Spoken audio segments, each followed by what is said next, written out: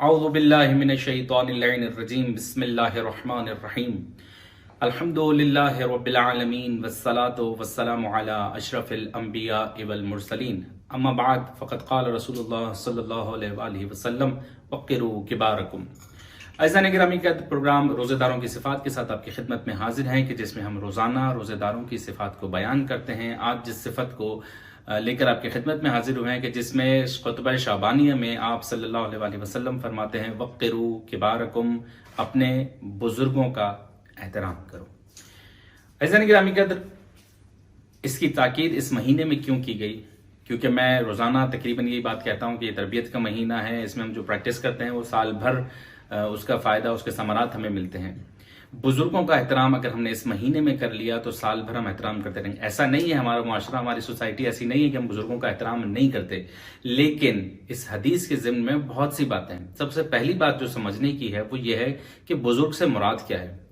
آیا بزرگ سے مراد عمر میں بڑا ہے یا کچھ اور ہے؟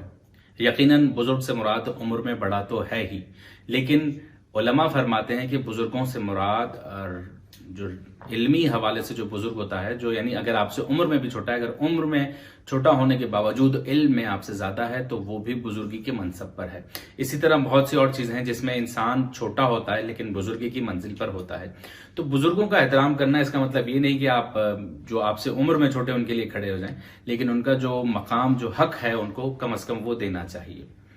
اور آپ صلی اللہ علیہ وآلہ وسلم مسلسل جو یہ مہینہ ہے، اس میں جو صفات بیان کی گئی ہیں پورے اس خطبہ شعبانیہ میں، اس میں جو یہ صفت ہے کہ بزرگوں کا احترام کرو، اس میں آپ صلی اللہ علیہ وآلہ وسلم کی خود شخصیت کو دیکھیں تو آپ صلی اللہ علیہ وآلہ وسلم اپنی زندگی میں بزرگوں کا بے تحاشا احترام کرتے تھے۔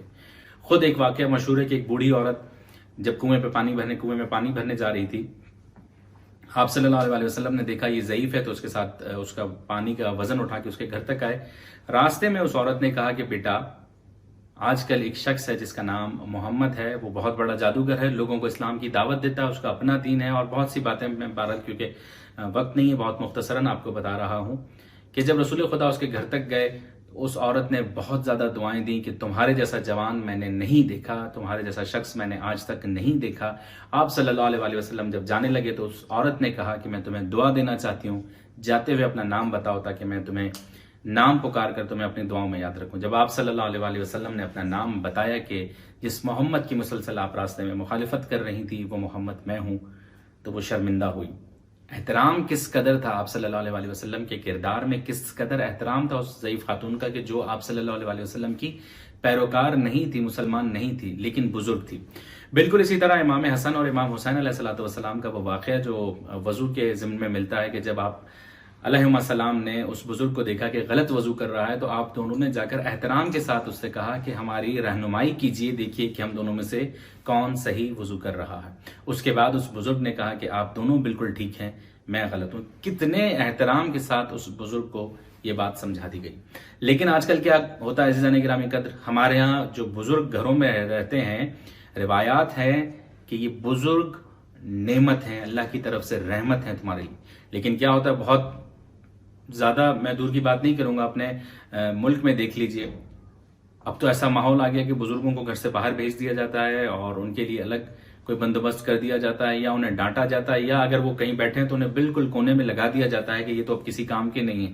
عزیزان گرامی قدر، یہ دعا کا دروازہ ہے، اسے اپنے ہاتھوں سے بند نہ کیجیے۔ اور آج کل کے نوجوان وہ کہتے ہیں کہ آپ کو تو کچھ پتہ ہی نہیں ہے، یعنی گویا جنہوں نے ساری زندگی گزار دی انہیں کچھ پتہ نہیں، اور آج کل کا جو نوجوان ہے اسے سب پتہ ہے۔ عزیزان گرامی قدر، بہت زیادہ تاکید کی گئی ہے بزرگوں کے احترام کے لیے۔ خود میں نے مختصراً 2 واقعے بھی آپ کی خدمت میں پیش کیے۔ آپ صلی اللہ علیہ وآلہ وسلم نے اپنے خطبہ شعبانیہ میں بھی فرمایا کہ بزرگوں کا احترام کرو۔ آخر میں پروردگار عالم سے دعا گو ہوں کہ اے مالک دو جہاں، ہمیں اپنے بزرگوں کا احترام کرنے کی توفیق عطا فرما۔ والسلام علیکم ورحمۃ اللہ وبرکاتہ۔